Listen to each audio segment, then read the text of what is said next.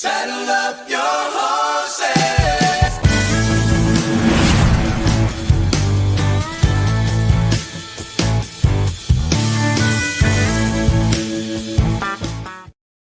Pitter patter. Let's get at her. It is another episode of the Mainly Broncos podcast. We are streaking, Bronco fans. We are streaking. Let's go. 5-game winning streak for the Denver Broncos.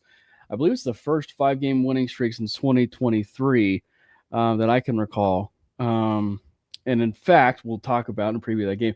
The last time the Broncos had a 5-game winning streak, they went into Houston. But we have a fantastic show lined up for y'all.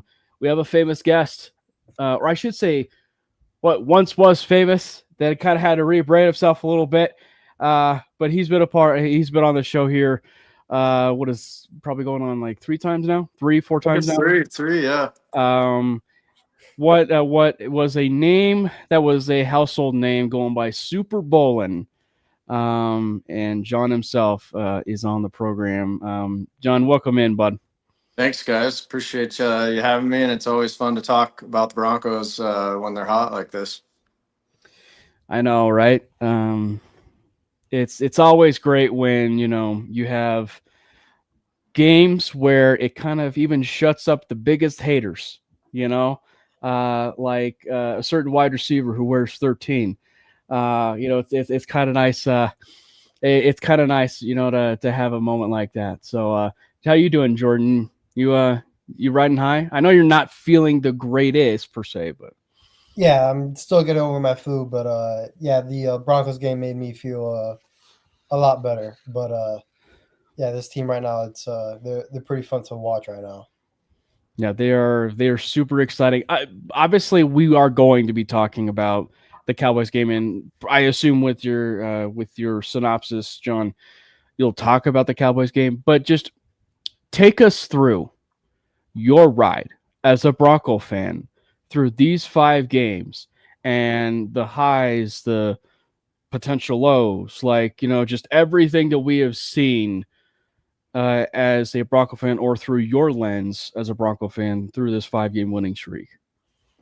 Well, I think over the last, since, Super Bowl 50, I've kind of contained my excitement. Obviously still an avid fan, but, even through the Drew Lock years, I was, had some excitement and optimism going into the season. Had hope all throughout, all 16 games. 17 games, sorry. I guess, when did it switch to 18 weeks? So 2 years ago? 3 years ago? Yeah, 17, 18 games, whatever. I think this year was like the first year where I was like, we might have some hiccups. We've got a young team. We've got a young quarterback, young group of core players on offense. Knew the defense was going to be good. I didn't know they were going to be this good.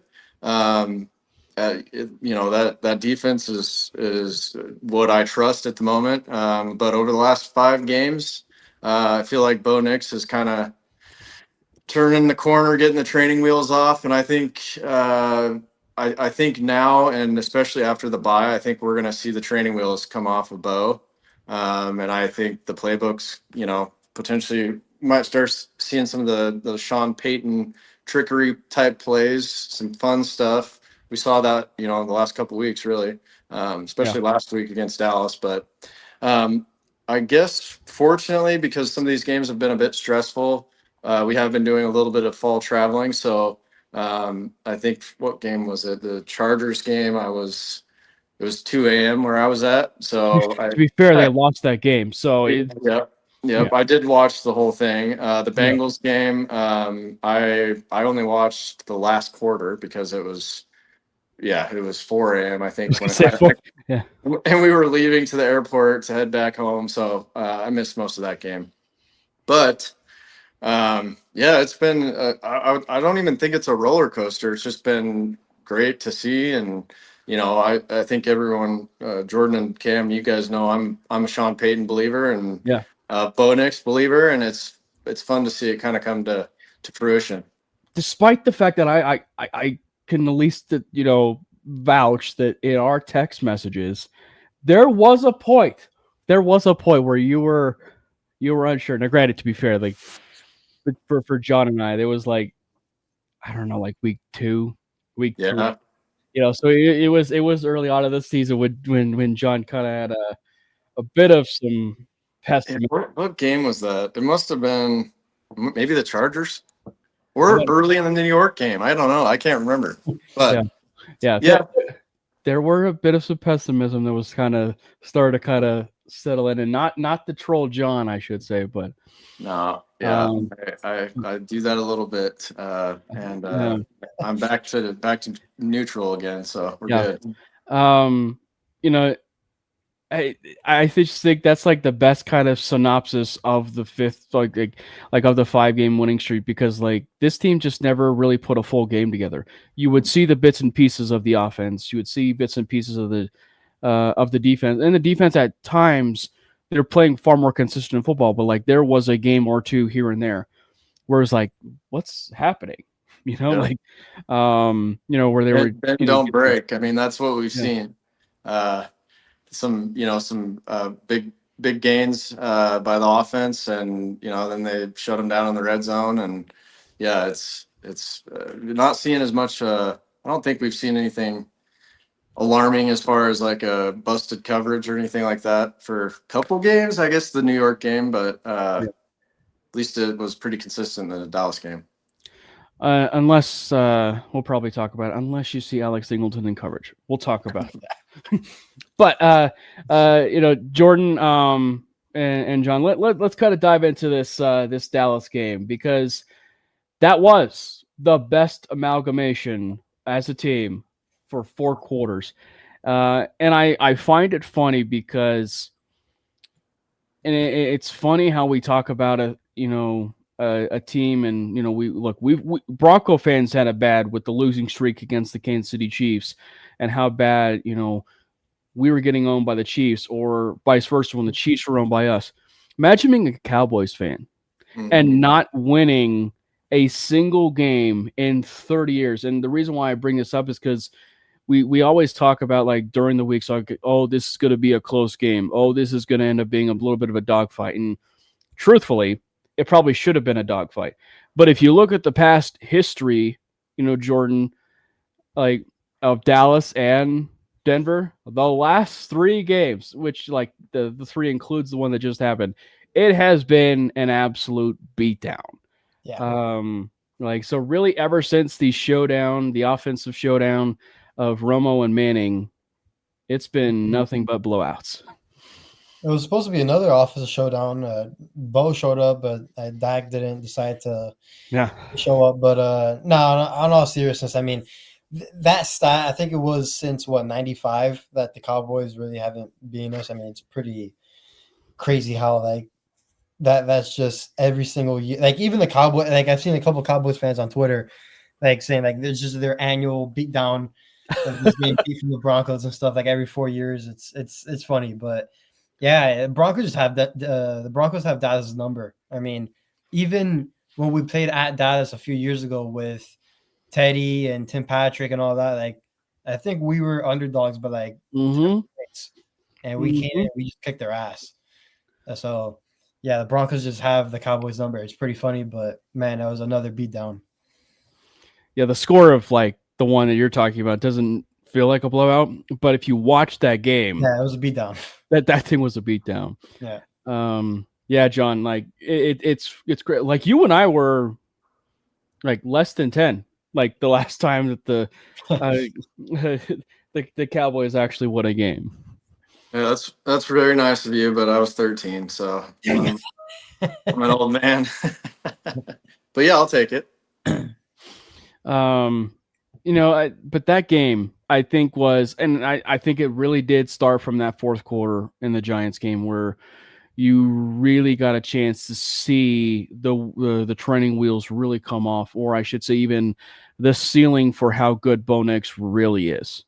How good, like a top 7 type quarterback for a ceiling with Sean Payton as a play caller, Like, it was everything you could have asked for. And I think that we talk so often of, is it a Bill? I think that, and the reason why I talk about this from the Cowboys perspective game is we talk so much in regards to, is it a Bill Belichick led team in New England with Tom Brady, or is it a Tom Brady led team when it comes to, New England, or is it a Patrick Mahomes thing with Andy Reid type thing? Or is it just simply a beautiful marriage of a quarterback and a head coach? And I think that with what we're seeing now is the importance of, one, why the Broncos, or particularly Sean Payton, invested in a quarterback that he wanted. And you're seeing that kind of game really unfold of how beautiful it can be when it all comes down together. Mm-hmm. So yeah, I think, I just think, tagging along on that is the culture is just so much different. And, that takes time. I don't think anybody would guess that you could completely turn the culture around in, I'd say 2 years, because he inherited a roster his first year, Sean Payton, that is. Mhm. So I think, we started seeing it last year, made the playoffs. I think the goal is to win a playoff game. That's the bar.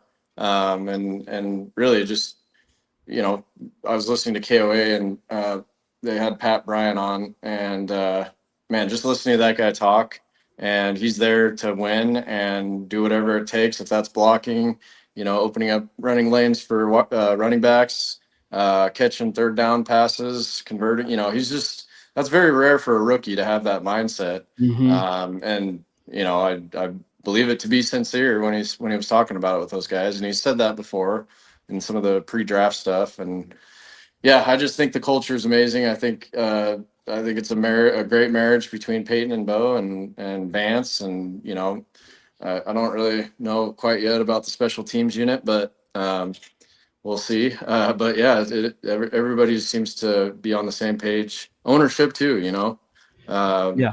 I was kind of looking or watch on Twitter yesterday, and I can't remember her name, Ursay, the Colts owner. Oh, yeah. They're thinking it's so cool that she's down on the sideline, and if she's truly just trying to learn the game, Yeah. that is cool.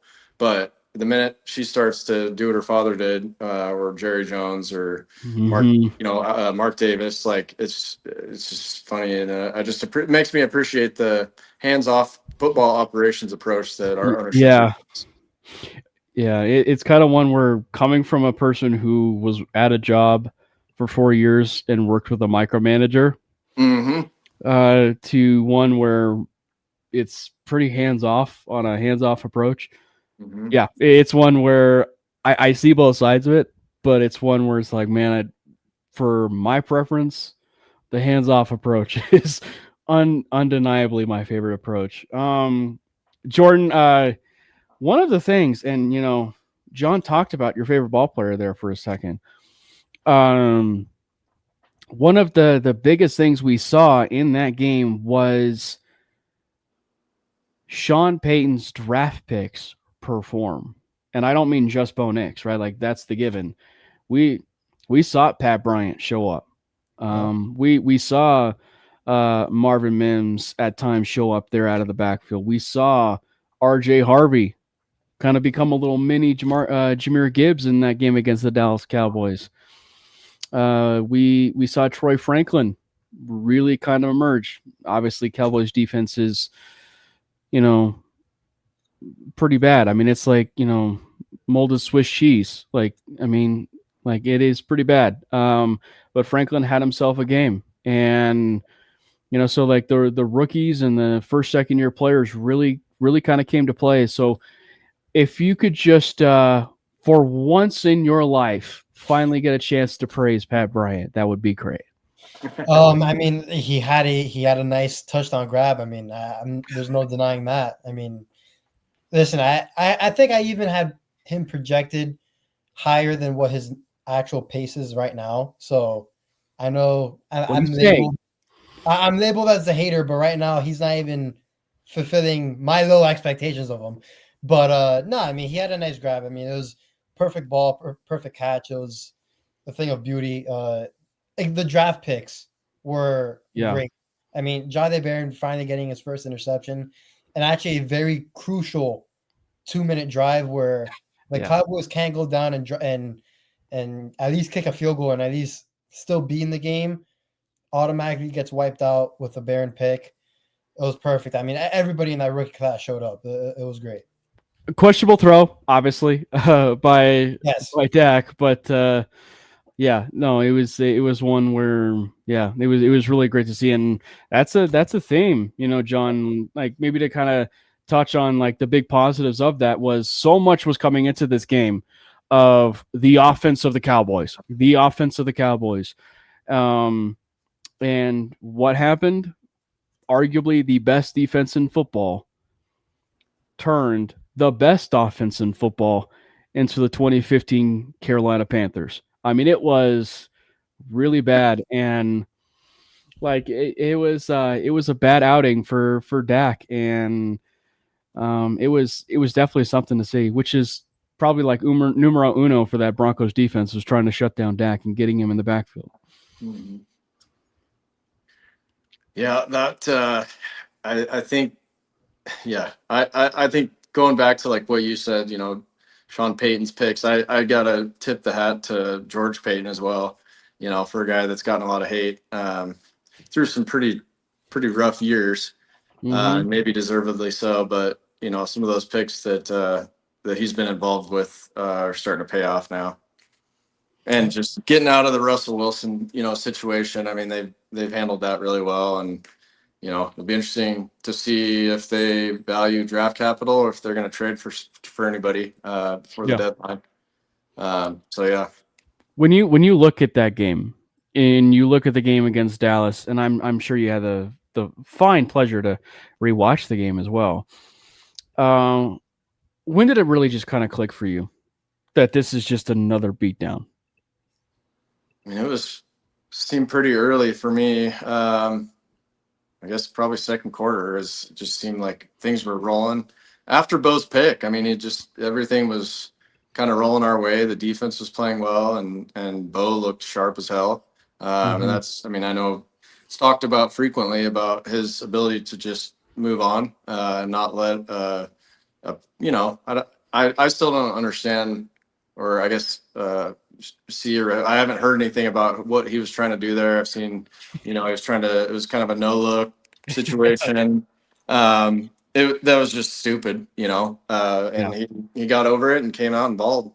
So the defense, I mean, Dak was what were they saying? He was seeing ghosts, I mean, that's definitely seemed like and Dak's probably statistically the best quarterback so far prior to that week. Just the fact that we were able to do that. I think being at home is huge. I think we may see a different ball game if we're in Dallas. So, but yeah, I would say after Bo came in after that pick and looked sharp and kind of made me feel pretty confident in that game. It's wild, Jordan. Like that was the drive where the Broncos took the ball, right? Like the Broncos took the ball. It was one of the first times I think all season, if not the first, where they took the ball, like winning the toss, go down, they're moving the ball a little bit, and then Bo does the no look pass and it's intercepted. And then their next two drives, all of a sudden it's 14-3 in the first quarter. Mm-hmm. Yeah, I mean, I kind of remember when I was at the Tampa game last year, won the toss, and we elected to receive it. And I was like, that's interesting. I mean, we're playing the Bucs, and we've been struggling on offense, but I guess I just want to punch him in the mouth. We were en route to punch him in the mouth. I mean, we had a good few plays, and then also we had that bad turnover. But, I mean, the rest of the game made up for it. And the way Bo can just move off of bad plays and just continue to play is remarkable. It's a sign of just this team overall. I mean, I think you saw in the Giants game where everything was going bad, and all it took was 15 minutes, and boom, they're back. So this team is resilient. I mean, you got to give them credit.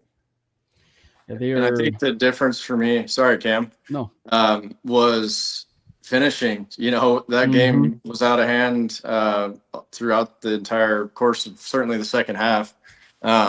Whereas in the past, we would have to. I guess my point, we could have taken a snooze in the second half. I think I've talked to you about that, Cam. I miss Yeah. the days when we could, watch the first quarter and we're up 55-10 with Peyton Right. Manning. And you could snooze. This one, it was like, man, okay, I can sleep with one eye open. Maybe the last 10 years, if Denver had a lead going into the fourth quarter, you didn't know what the hell was going to happen. Right. It's all been close, other than a couple games in Miami. Yeah. And we would be remiss if we didn't talk, or probably one of the first things when we mentioned about Bo and just the way that this offense has been clicking, we would be remiss if we didn't talk about something that happened Wednesday, like during the week, which was, if it's true, was Bo's idea, which was turning Wednesday's preparation to Sunday's preparation. And if that is going to end up being a regular thing, and this is, they got a tough test, obviously, this upcoming Sunday against Houston.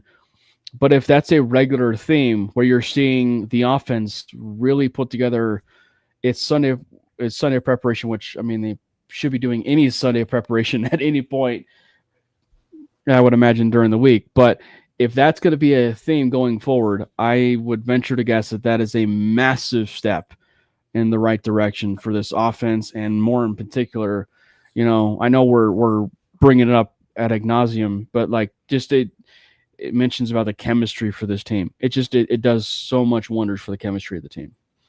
Yeah, that was tagging on to that, the plays Peyton had in his back pocket that he knew were going to be touchdowns in certain situations in the red zone. Did you guys see that? Yeah. Mm-hmm. Yeah, that's incredible. You're installing things on Saturday. And I think, didn't he say one of the plays For the Giants? No, well, I thought it was maybe it was the Giants. I thought it was the Cowboys game where he had 3 plays. Maybe it was. Was it the Giants? Well, I was thinking about the play that they had just installed it for Court. Yeah. And maybe that's what I'm thinking about. Yeah. But that's incredible. I mean, to know, wasn't there a Saints player that they interviewed about that when Sean Payton would do that with the Saints, and every time it was a touchdown? Might have been Armstead, maybe. Yeah, Armstead. Yeah, that's right. Yeah. I mean, that's pretty dang cool. The planning and just the prep seems it's on another level. There's a lot of narrative kind of that got shut off in the sense of, well, is it at least initially, Broncos Twitter at times it feels like they don't take off any day when it comes to narratives, but for a Cowboys game like that, it shut up a lot of narratives of, is this a Bo problem? Is this a Sean problem? I think it was a case of just merging both of them and the execution of it. Mm-hmm.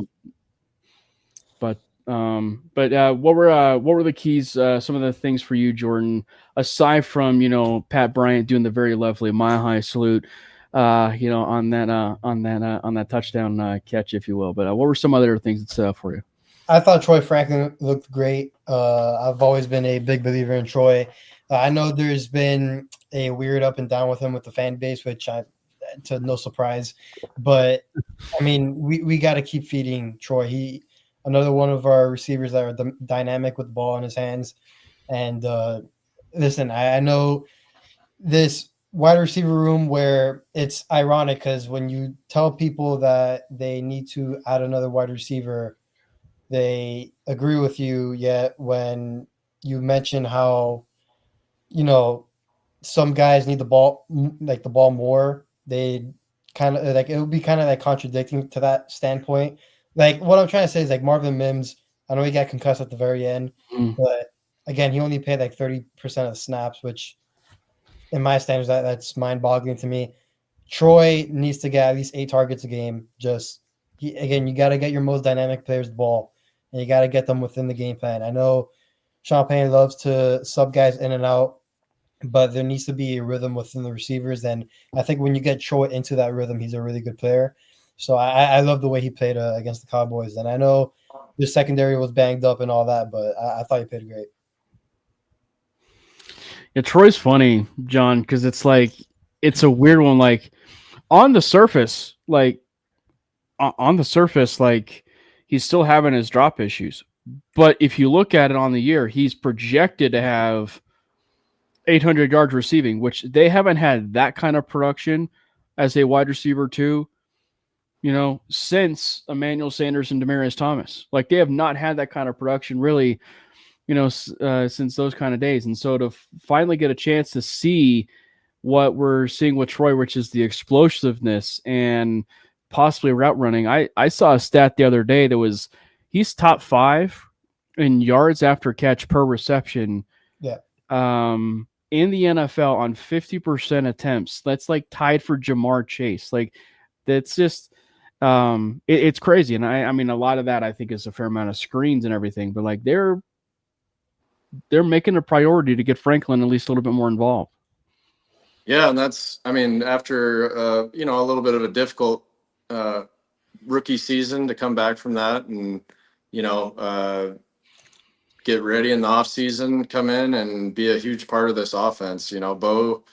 Bo's been spreading the love. It's pretty cool to see on a box score where we've got 12 different receivers with multiple targets. I mean it's what you want. Kind of any receiver can be wide receiver 1 any game, and Cortland's obviously been very impactful this year. But what game was it? He had I don't think he had a catch.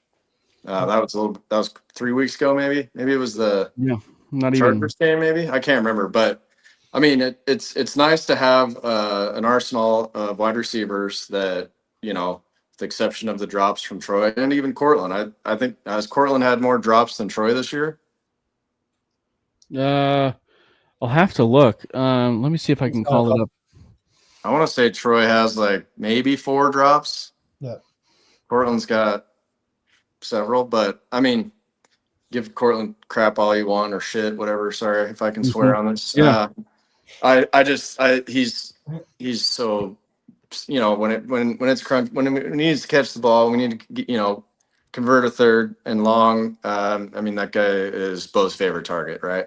But I think throw it to anybody. I mean, Pat Bryant is a great third down receiver. And I think I saw some stats about where Vele was at through this part of the season last year. And I think is Pat Bryant ahead of him in catches and yards? It might be. Well, no, based on where we're probably currently sitting. By the way, it's 3 drops for Cortland Sutton. Oh, okay.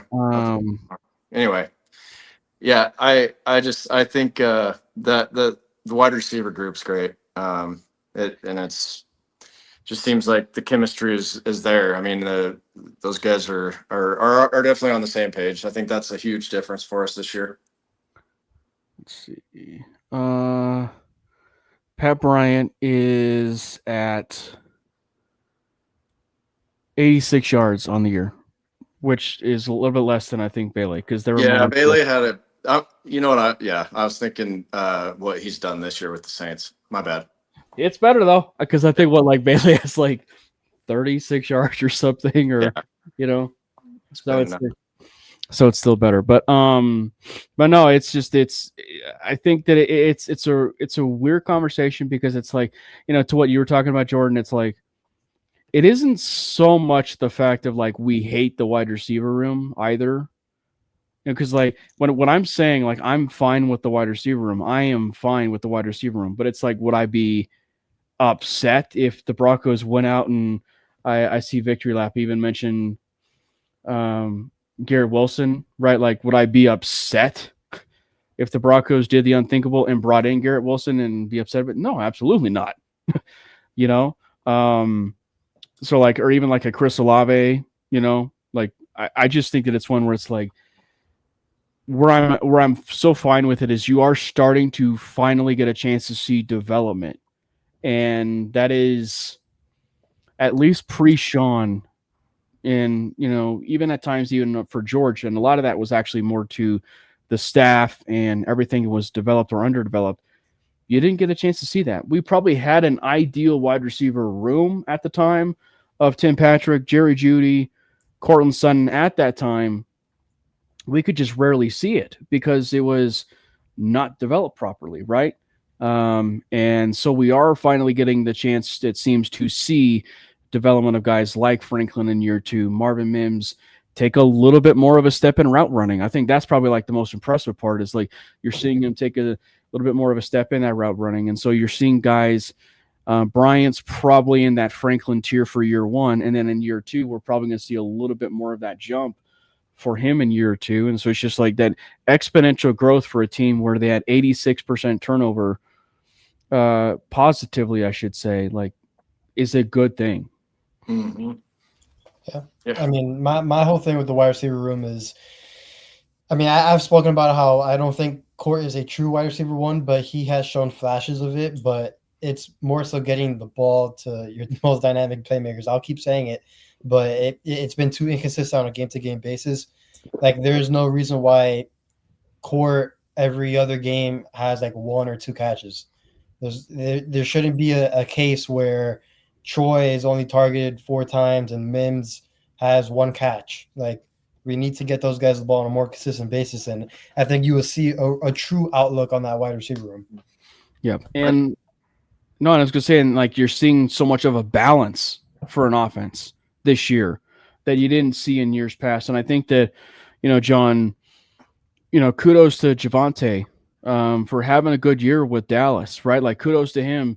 It was just one where it's like the time was up to move on from him, but to, get a chance to get J.K. Dobbins and to get a chance to see the encore that he's been able to provide for, after finishing second in comeback player of the year behind Joe Burrow, like, to see the year he's having and the offensive line and them eating on a regular basis, like, it's, I mean, John, when would you say the last time we could say that we have successfully seen a rushing attack, from Dobbins' perspective? Like, I mean, I think it's back to Philip Lindsay, honestly. I mean, he was dynamic. You'd see some big runs. I mean, a lot of big runs out of Philip Lindsay, or catches and, yards after catch. And that's, just seeing us move the ball and not punt every single drive when like the Hackett days, I still can't believe he was our head coach. Yeah.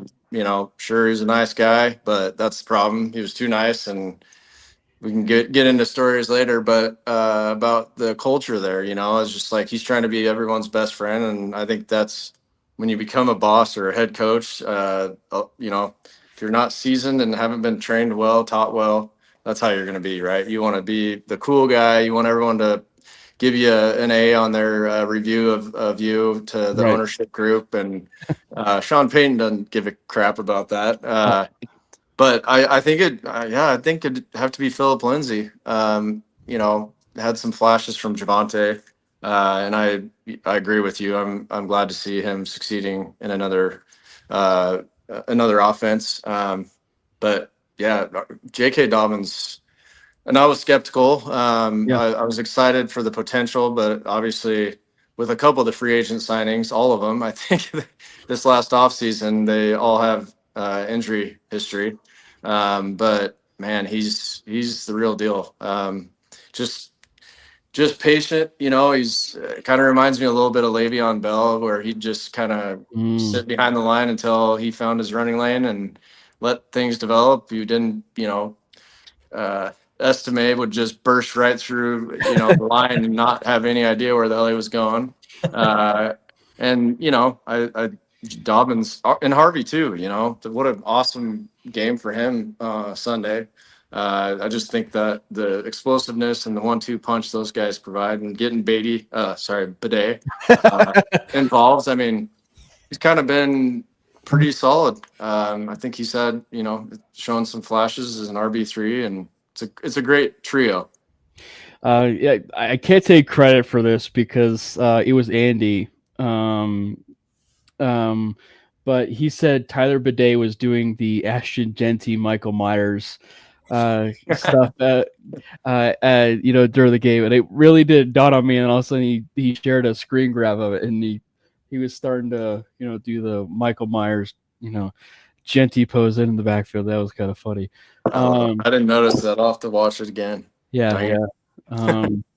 But no, I think that's the thing is like you are starting to kind of see some complimentary football, Jordan, and I think that the more you get the reps for Harvey in the running game specifically, he'll get even better at that, right? Like that, and obviously this is big kudos to the offensive line for really creating those holes, and guys like, Quinn Miners literally blocking 3 dudes off by himself, and then Alex Pavcheski, who's really filled in so nicely at left guard, but to see that run and to see how shifty Harvey was with that vision, to your point, John, like that was a run you don't see, frankly, since Philip Lindsay.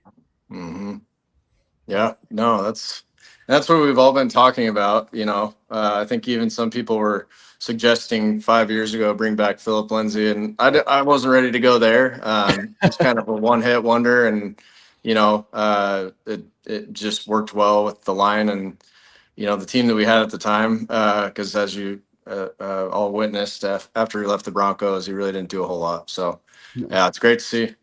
I mean, it's just cool to see. It's 3rd and 7, and we're converting, going for it down on 4th down, and have a damn good 4th down conversion percentage right now under Sean Payton, and yeah, he knows what it takes to win. Yeah, it's we're not used to that. Like we're usually used to just a normal 3 and out, which we have seen our occasional 3 and outs through this year, but we're just used to for many years just going simply 3 and out, not going for it on 4th and 1, not going for it for a 2-point conversion to win the game, like how we did against the Eagles. Like It's just stuff like that can really rally a team, and just that it's the confidence that more than anything that just boosts that team up. And you can see that Sean loves this team, and you can't say anything bad about Bo, because I know we all love Bo, but I don't think nobody loves him more than Sean Payton. Yeah. Yeah, very well said. Yeah, he definitely had himself a game. And the one last little piece is about Evan Ingram in this offensive line. Like, I think that when we are starting to kind of see this offense gel, it first and foremost starts within those trenches, right? Like the trenches have been the most consistent part of this, and then you had your first significant injury in the Sean Payton era this year, which was Ben Powers going down, and and you really actually had a sense where you're like, you know what, that Nick Gargiulo injury in preseason, who probably would have been that guy to backfill and be that player, that's kind of come back to bite you. But you throw Matt Peart in there, that experiment unfortunately didn't end well. It ended actually in injury for Peart, but then they slide Alex Pavcheski in there, and it's interesting because it's almost like we have another version of Calvin Throckmorton, right? Like, but a better version in the sense, like, you could put him at guard, you could put him at tackle, you could play him anywhere, and he's going to play just fine. Because, like last year, he played so well for like a 3-game stretch when McGlinchey went down that even my stuff included, and I'm sure all of us were like, huh. So if we move on from Mike McGlinchey after this year, Palcho could be our starting right tackle. Like, it's just like that. And so now we're kind of find ourselves in the same boat as it comes to possibly Ben Powers. Yeah. I think Garrett Bowles, I think deserves a lot of credit for, being there, kind of, and honestly, gosh dang it, Wattenberg. I think those guys are playing really well. Obviously, the right side too. Those guys are crazy. But I think Bowles is just a great mentor. Yeah. He's willing to teach. I mean, he loves those guys. I mean, you hear him in an interview, and he's he's nearly in tears, when Powers goes down, and Parrott as well. But next man up, that's the mentality. He's gonna coach him up and try and help with any deficiencies. I think, and getting Mercedes the Benz Lewis, I think I kind of like that. I kind of like that acquisition. I think, we're not bringing him in here to supplant Evan Ingram. He's going to be blocking, and he's a damn good blocking tight end. I mean, I know he's 41 years old, which is crazy to me, but obviously had a good tryout. They liked what they saw, and he's gonna. I mean, I bet he's in the game this week against the Texans. Based on that defense, yeah, I would venture to guess that you might see some pretty heavy personnel. Yep. Yeah, that Texans defense is no joke. I mean, I think they're the first team to have a losing record, yet number one in points per game allowed and total yards allowed. I mean, that's insane. Like, Sunday's game, I know we'll get into it, but it's going to be a gritty, muddy game on Sunday. And listen, I think the Broncos have shown that they can win in different types of ways, which is, I think, the best part about the whole season. I know everybody overreacts to the way we win and stuff like that, but we've seen this team win in a blowout fashion, in a shootout fashion, in a comeback fashion, Close in game. a gritty fashion. I mean, we've seen a lot of wins in different ways, and I think that again, it shows the character on the team and what we have in the locker room. Yeah. So before we dive into that Texans game, let's hand out some game balls, which I feel like it's very appropriate to be like the Oprah gif. You get a game ball. You get a game ball. You get a game ball. You get a game ball. Like that was pretty much the entire game the Broncos had on all phases of the ball. When it came to the offense, defense, and even specialties at times. So I'll take it off to you first, John. Like I said, I have a feeling we're going to be throwing out some game balls to a lot of people, but we'll start with you. Who is maybe your first game ball? You kind of teed it up for me, and I'm going to go like the less obvious. I'm going to say George Payton. I think you're kind of, like we mentioned earlier, kind of starting to see some of the, his scouting department. I mean, those guys all deserve credit for what we saw on Sunday. I think that's my first game ball. Jordan, if you say Pat Bryant, I'm gonna actually, I'm gonna give you a little. Spoiler: I will not be picking him. I'm actually going to be selecting the other running back that, I know RJ Harvey got all praise, and rightfully so. I mean, those 3 touchdowns were great. But J.K. Dobbins, I mean, probably one of the better free agent acquisitions in the entire NFL. Another 100-yard game. I think he's now up to 3rd in the entire league in rushing yards. He's been 1 yard ahead of Javonte, which is awesome. 1 yard. I mean, he's been absolutely phenomenal for the Broncos, and it's getting hard to describe what he's really meant to this running game and the offense in general. He's been really, really good for us. Yeah, he's been amazing. Obviously, I don't want to be the one to kind of take the low-hanging fruit and pick Bo Nix because that's very obvious to give him a game ball. I will actually give a game ball to Mr. UFL, Dondrea Tillman, in picking off Dak Prescott. Giving his best Nick Bonito impersonation. I think it is hysterical how Vance Joseph is calling defense as of late. Because, and John, you know this because we'd have this conversation so often in like group chats and even just talking off of record. But like, why is Vance Joseph dropping Bradley Chubb into coverage? Why is Vance Joseph dropping Von Miller into coverage? All these different, types of things. Well, last year, Nick Bonito gets dropped into coverage, takes a pick 6, or, a fumble 6 or whatever you want to call it. It was pretty much the second pick 6. They decided not to give it a pick 6 to Bonito. But like Dondrea Tillman, like the player who's behind or right near Jonah Ellis, is dropped into coverage and smartly kind of hides himself, where the defender is, and picks off, Dak Prescott. And then for some reason, he hopped back in the DeLorean and became a running back. And I kid you not, I thought he was housing that ball. Like, he moves so fast. He was moving. He moves so fast for a defensive lineman. I swear, I thought that, and specifically how he made that cut in and was evading defenders. I was like, man, is he going to house this? And then he gets stopped at the 50. So Dondrea Tillman is my first game ball. I like that, and I think if it wasn't known, it was known now that he has played on the offensive side of the ball in his younger years, and just watching him run, I mean, his head was on a swivel. He was moving away from any sort of defender. I mean, that was awesome. Yeah, it was great to see that. Yeah, it kind of brought back memories of seeing these fat guy interceptions, and and thought for sure we were going to get stuff that was like, oh, wow, we're going to get like an 80-yard pick six for a fat man touchdown. Like, oh, man. Yeah. So what about you, John? If we're kind of going around the horn a little bit more. Another person, I would say Justin Cernad.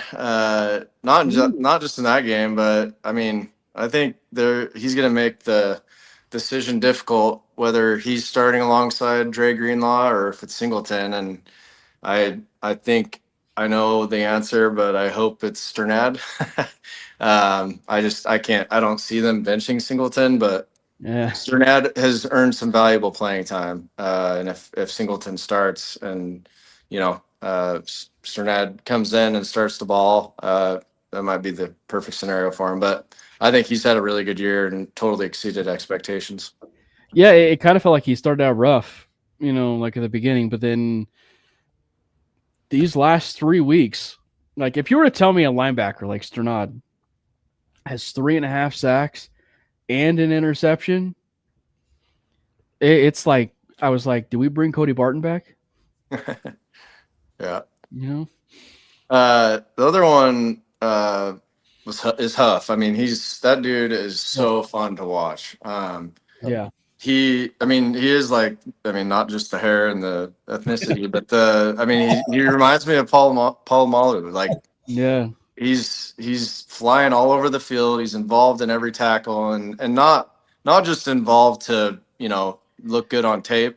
He's pounding people. I mean, yeah, and smart. I love Kareem, but those targeting penalties started to really take a toll on my liking for him. Huff is just smart. He's a smart football guy. He's not putting targeting anybody with the helmet to helmet stuff. He's been close a couple times, but I think fortunately he's given. I think he's tried to let up, which the refs see, and he's been phenomenal. So I would say that just watching him on Sunday was fun, and I think he's going to be a key cog on that defensive side of the ball on this upcoming Sunday game against the Texans. Yeah, an entire season. I mean, yeah, we made the comparison ad nauseum, Jordan, about Polamalu when it comes to Hufanga, and he's played great. Yeah, no, he has. The second and probably last game ball I'll give to on the defensive side, and he is the second most controversial person in the Broncos, right behind Bo Nix, is Riley Moss. Mm-hmm. I thought he was great against the Cowboys. I think Surtain said it best on his podcast when it comes to Riley Moss and the flags and the penalties that are being given to him. But I thought he's been great. It makes you wonder. Yeah, he is going now with PS2 out. Nico Collins is officially healthy for this Texans game. Now he has a huge task in front of him. I'm actually very interested to see how he plays out against a guy like Nico Collins. I think he is just as fast or maybe even faster than Nico. I know Nico has the height on him, but I would like to see how that matchup plays out. I think Riley is very, very underrated just because everybody thinks he's overrated. But Riley Moss played great against the Cowboys, especially against CD and Pickens, which was very, very impressive. I mean, we say it every week. We might just have to create a Riley Moss segment this year. But I mean, Yeah, like it was just one where if you were to, and I know Chris Abrams' drain was thrown into the fire, and he looked a bit lost. But I mean, if you were to tell me that the Broncos would have, and this is in like the total game, have CeeDee Lamb and George Pickens have like 7 catches and like 80 yards apiece and no touchdowns, I take that any day of the week. Like knowing, like even with Surtain in the game, like knowing the fact that like that happens and no touchdowns and everything, I take that any day of the week. And then obviously, the famous pass interference calls that always will get called on, Moss. The one that they did, I say like when he was grabbing him, that was pretty obvious. That second one though, Man, once again, kind of getting a chance to be a bit of a poster child here. I know the coaches send out video from the games and send it to the league office and asking for, whether it's explanation or just to watch out for something. I wonder how many Riley Moss videos this coaching staff sends out. I mean, it is getting ridiculous. I feel so bad Riley has such great coverage on nearly almost every play, which is quite impossible for a corner. And then he always gets a flag on him every single time, whether it's something as little as the CeeDee Lamb one that he had on that fade ball or something else. But I understand he's going to get targeted a lot because he's playing across from PS2. But, man, oh, man, these flags are ridiculous. It's getting a bit ridiculous. Yeah. I think for me, obviously the obvious is the low-hanging fruit of Sean Payton, Bo Nix, to give it to them. You can't ignore that. But I think that, for me, I'm looking at, I will give it to Alex Pavlovsky. I'm going to give it to Pavlovsky. I think that, that was, he had a good game last week, but like it's an okay Dallas Cowboys defensive line. If you're talking about like what is the heart and soul of that Cowboys defense, which isn't good, it is that defensive line. Yeah. Like like even without Micah Parsons, like it's still a decent enough defensive line with the emergence of Kenny Clark, but like he did his job. Like he did his job, and they opened a lot of running lanes. I haven't seen that many running lanes in, oh gosh, I don't know how long. And I know we talked about that, but like Alex Pavlovsky. So I'm not one that's going to be pounding we need to move on from Ben Powers, because I think it's, if there's anything that this has proved is how valuable Powers has been. But like it's one where there's a bit of a conundrum. So like say Wattenberg kind of has a bit of his high snap issues and some of the stuff that kind of progresses, as the season progresses. Broncos might have a center dilemma, and it ain't just Alex Forsyth entering the mix. It's possible. I could see them be so versatile that they put Alex Pavlovsky at center. So I'm going for the last game ball. I'm going to Pavlovsky. Let's get into this Texans game. It is. I'll preface it this way from a record standpoint. The Broncos can afford to lose this game. But from a playoff seeding, I don't know if you can afford to lose this game. But it's a tough one. And as we said at the top, the Broncos had a 5-game winning streak in 2023. And they entered the Houston Texans den for an 11 o'clock in the morning game. Did not turn out so good, with Russell Wilson heaving a ball in the last seconds of the game to Lucas Kroll. And it ended up being knocked away, or I think it would end up being picked off at the very end of the game. And that is how the cookie crumbled in 2023. We have a 5-game winning streak in 2025, and we are entering the Houston Texans den. A little bit of a different Broncos team now. A little bit of a Broncos team going into this Houston game. Yeah, this one is, the Texans kind of remind me of the Broncos of the last several years, where they've got a really good defense, but not clicking quite yet on offense. Maybe even last year a little bit. And I know CJ Stroud is, he's shown some promising things in the years he's been in the NFL, but something's not clicking. I think getting Nico Collins back is huge for them. I think this all comes down to coaching. And I think Sean Payton, he's not going to let us a 5-game winning streak get snapped again by the Texans. So I think these guys are, they've had some really tough games. I think, the Cowboys game, aside from Pat going down, it wasn't like didn't really, beat them up too bad. I'd rather that game than the Giants game or even the Eagles game heading into Houston. But it's gonna be a tough game. It might be one. Maybe I'll not watch it again for the first 3 quarters. And Cam, you'll just have to text me if I need to turn it on. But I'm pretty amped for this game. And I understand where you're coming from, saying it's not a must win, but man, I kind of think it is. I think having a home field advantage would be huge for us. Getting a playoff game back in Denver, right? And just the atmosphere, that's a really good way for us to maybe win too. Maybe get it to the AFC Championship. Maybe have a first round bye. I don't know. I mean, I don't want to chalk any game up as a game we can lose. Yeah. I was gonna say, especially that's an AFC game. I know we've been very dominant against the NFC, but the AFC games are the ones that are most important. That 2023 game against the Texans, like the Texans moved the ball, but we were more of a bend don't break type of defense. I know we are kind of like that this year as well, but that team and that defense, remember that was more of a bend don't break, and they did a great job there.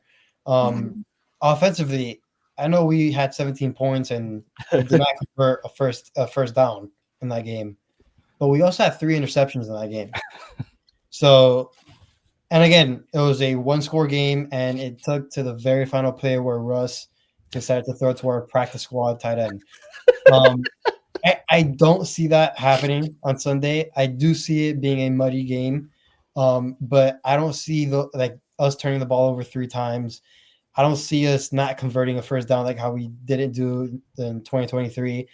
The Texans that had over 350 total yards, I think that does come down on Sunday. I don't think they're going to have 350. I could be totally wrong on that, but I'm willing to bet that Nico Collins does not have nearly a 200-yard receiving game on Sunday. So it's going to be quite of a different game, but I think the result is still going to be a very low-scoring affair between these 2 teams. And right now, I think the Broncos have shown me more ways of winning than the Texans have, even though the Texans have been getting it a bit together as of late. Yeah, it's one where for me, it's like I trust even objectively, and obviously we're wearing Broncos gear right now, and we're doing a Broncos pod. But like, if you're asking me objectively, I trust the Broncos far more than I do the Texans, based on how things currently sit. And yeah, they're getting Nico back, but I'd argue that based on how the wide receiver room has even performed, even at times with Nico in there, like it's still not as good as it once was last year. And, and I think that the Broncos, for the most part, even without Pat Surtain, like I think avoid or got through their first 2 massive hurdles when it comes to wide receivers. I'm not trying to disparage guys like, Nico, right? Because Nico's great. Like he's a top 10 wide receiver. But like they don't really have, Christian Kirk is coming in, it seems, or he might be, but he's kind of been so when it came to kind of the Texans as so far this year. And then you have Jalen Noel, who's a rookie, right? And then it was Xavier Hutchinson, who's just kind of been kind of a guy for Houston. You got the eraser, right? You got the eraser as of this point with Jade Barron being on the tight end. So I'd venture to guess that's not going to change when it comes to that being on Dalton Schultz. So, like, I just think that the Broncos, even without Surtain, match up still stylistically with that wide receiver room. But I mean, obviously the matchup is for that offense defense side of things is going to probably be that Nico and Riley matchup. But for me, it's one where it's like I have to look at it from the standpoint of like probably the number 1 or 2 reasons, and that's getting to CJ Stroud. That offensive line for the Houston Texans. You want to talk about a team where I was questioning nearly every single move they were making in the offseason of like, CJ Stroud was not protected at all last year. And you're trading like 3 offensive linemen, 2 offensive linemen. You're trading one to the NFC. You're trading him to the Washington Commanders. You're your best tackle, arguably making your offensive line worse. And you're seeing the product now out there on the field. It's like, shouldn't you be addressing that offensive line? Like, it's just so I think like for the matchup side of things, and for the Broncos, numero uno is they got to get to CJ Stroud. And I think the Broncos at least have to have 4 sacks in this game. Let's not forget too, we got Dre coming back. Did you see his quote? I don't think so. Which one? The quote, I believe, was Parker Gabriel quoted him when he asked like what it's going to feel like to be back. And let me see if I can find it here.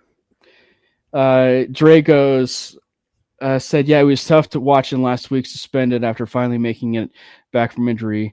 But he said, just whip the Texans' butt. That's all I can think of. I've been watching them all week.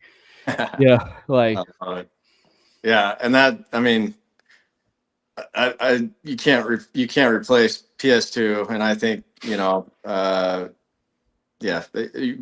slot anybody in that's been out, but having Dre Greenlaw, that's pretty significant if we're talking about covering tight ends, getting to the quarterback, kind of helping maybe in the secondary a little bit, keeping. I think the main goal is just to keep the play in front of us. Don't let Nico get past Riley or KD, whoever's on him. Just keep the play in front of you, and I think that's something Dre Greenlaw will help with too. They might be out of Woody Marks too. I saw Josh that right before the show. Yeah, Josh brings in, they're out mixing, but Chubb's playing well-ish. But I mean, they might be out Woody Marks, and Marks probably has been their better runner at this point this year. Is that an injury that occurred today at practice? Because I don't. It seems like one that just like flared up, right, Jordan? Yeah. Like in the last Yeah, he popped up on the injury report today out of nowhere. Like I don't think nobody in Houston was expecting it, but again, he's one of their more dynamic players in that running back room. So for sure, you can't chalk it up as a vet day. And Thursday, that's definitely alarming to pop up on the injury report on a Thursday. Yeah. So, but yeah, it's one where the Broncos have got to get to CJ Stroud, and they've got to create turnovers of their own. They got to create turnovers on their own. And now I will say we didn't get a chance to talk about. Well, we talked about Riley, the corner, but he's going to have a nice Cooper DeJean impersonation on Sunday as well, because I think that he's going to be the replacement for Marvin Mims on punt returns. Yeah. So Darren Rizzi, what do you got for us? You gonna have a master class or a disaster class? Gotta have a good special teams game in this game. Got to. Yeah, that's definitely key. Make CJ drive, 70 yards, not 65. That's a big difference. The coverage team's got to be there. Punts, Crenshaw, is that his name? Yeah. Crawshaw. Crenshaw Boulevard.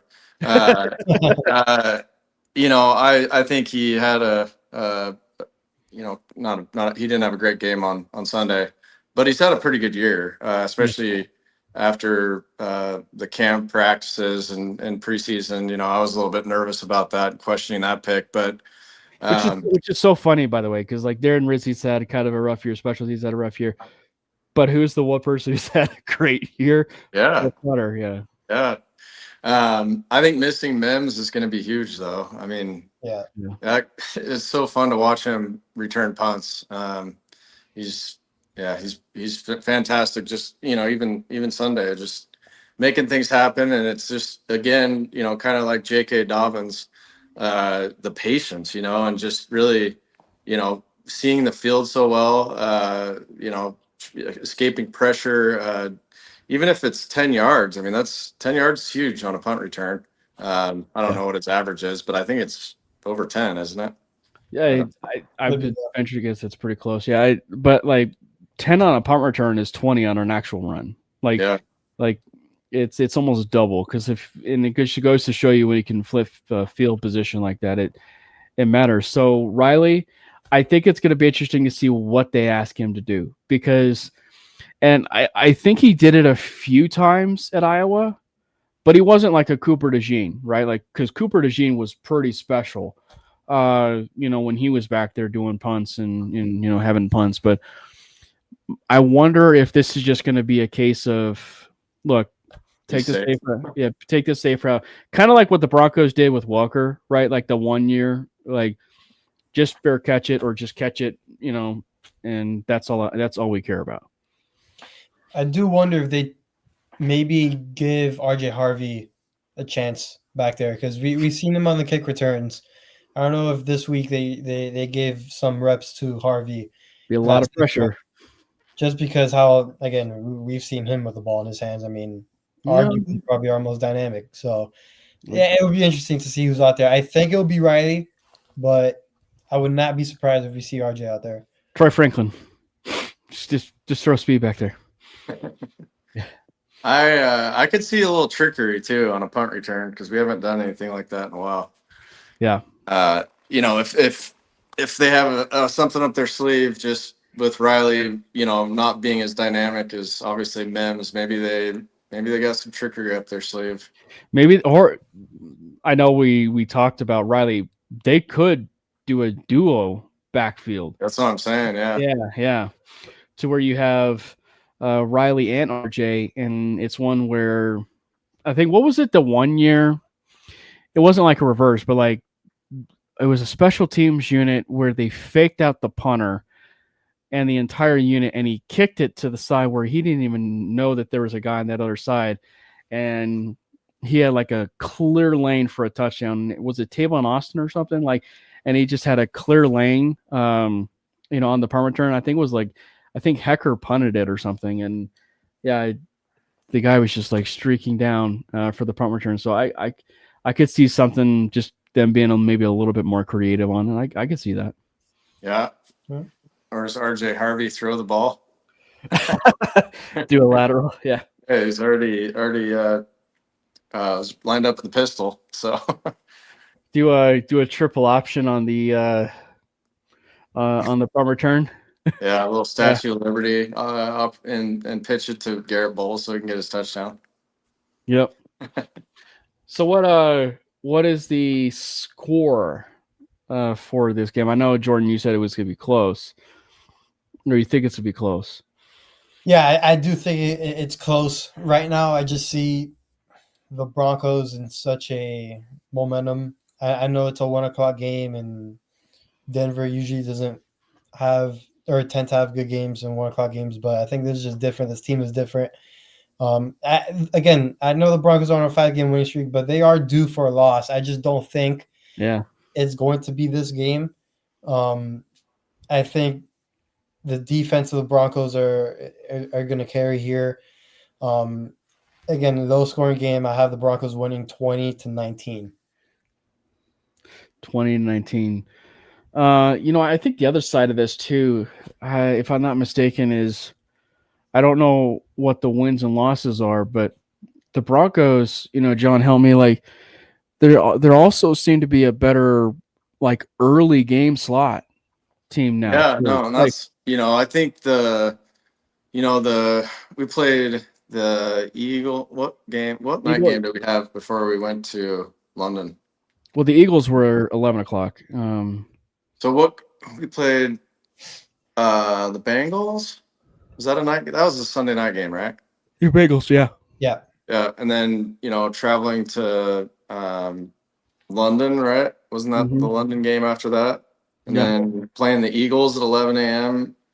I think and people have said this, so it's nothing new that I'm saying, but you're not taking the bye. I actually talked to a friend that played in that for the Broncos.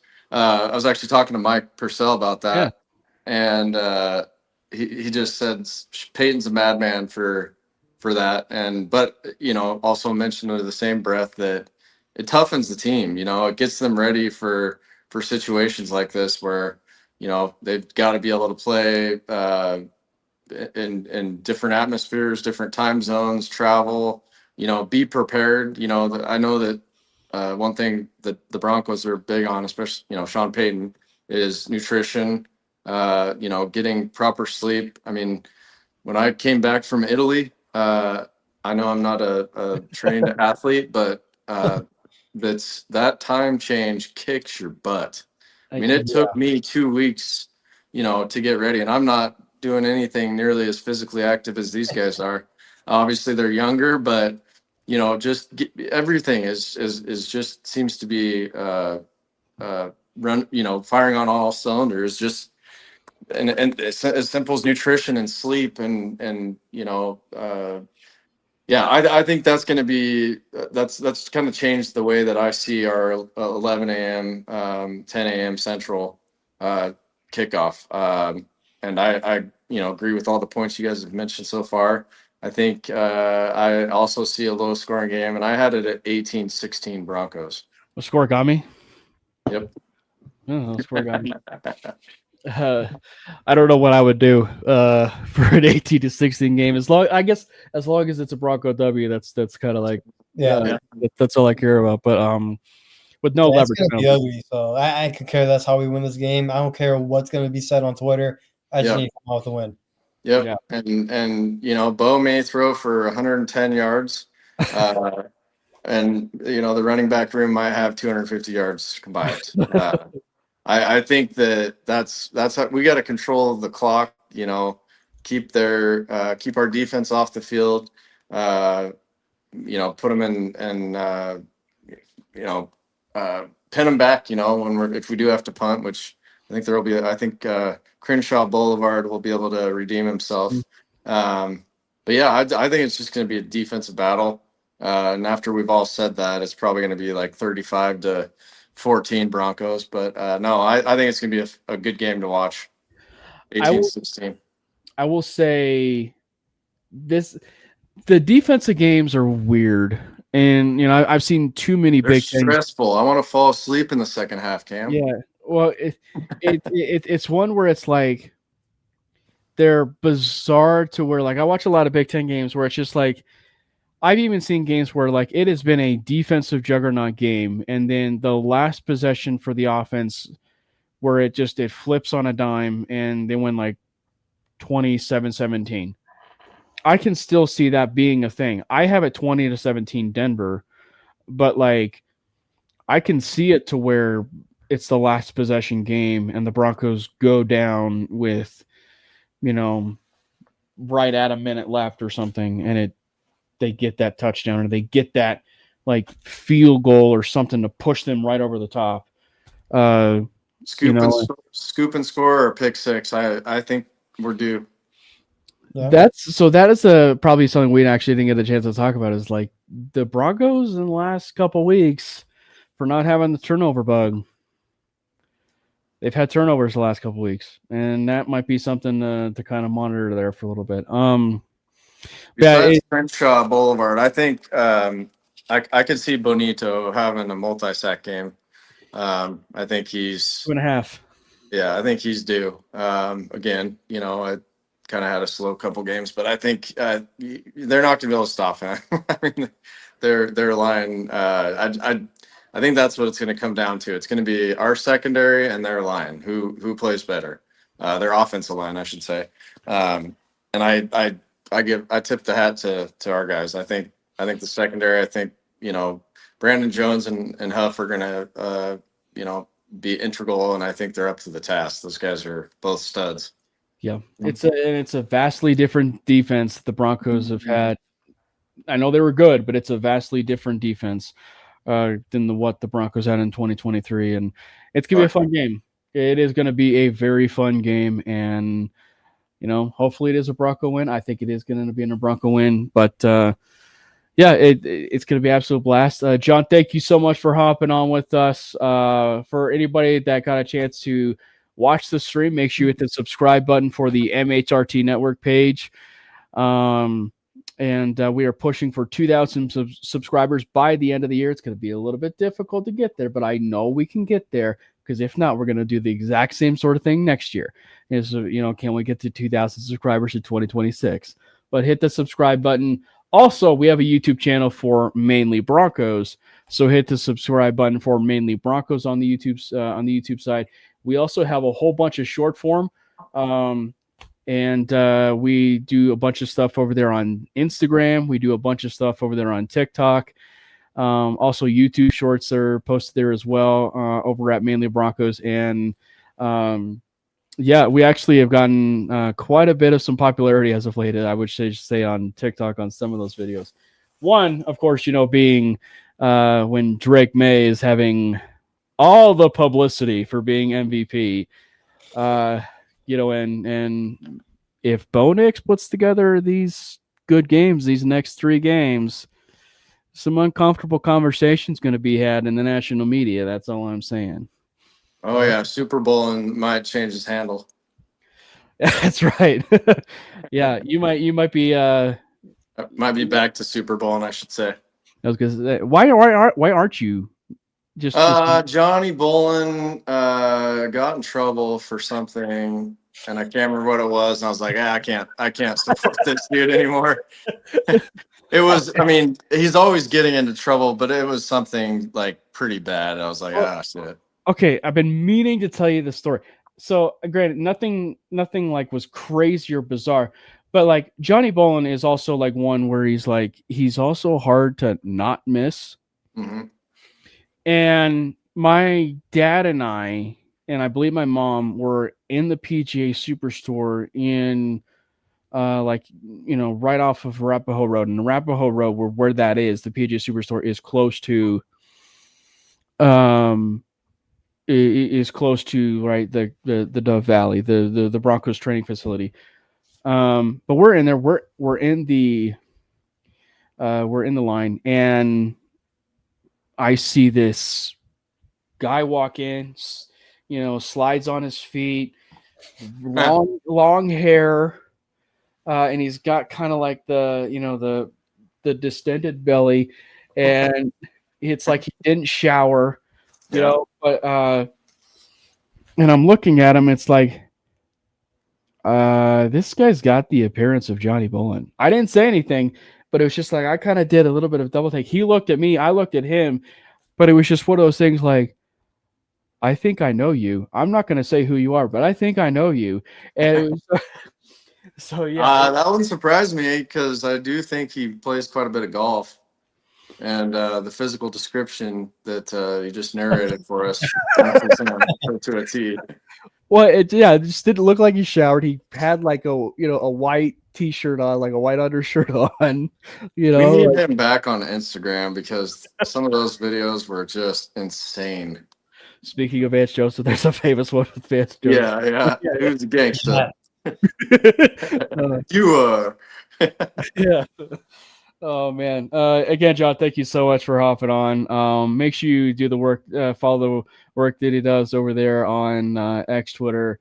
It is at Peyton Nix Era. But you heard it. If something happens, he might actually end up having to rebrand now. He'll probably keep it as is, but make sure you follow him over there. And it was an absolute blast. Make sure you follow Jordan as well at Jordan T. Lopez. Follow myself at Cameron Parker PO. Follow the show handle at Mainly Broncos. It was an absolute blast. And obviously, before we go. Let's go Broncos! God bless Bo Nix!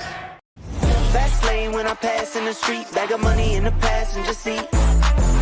Simcoe's been asking for me on the road from the west to the east. Way up, I might never come down, cause the coast's racking up the flame out.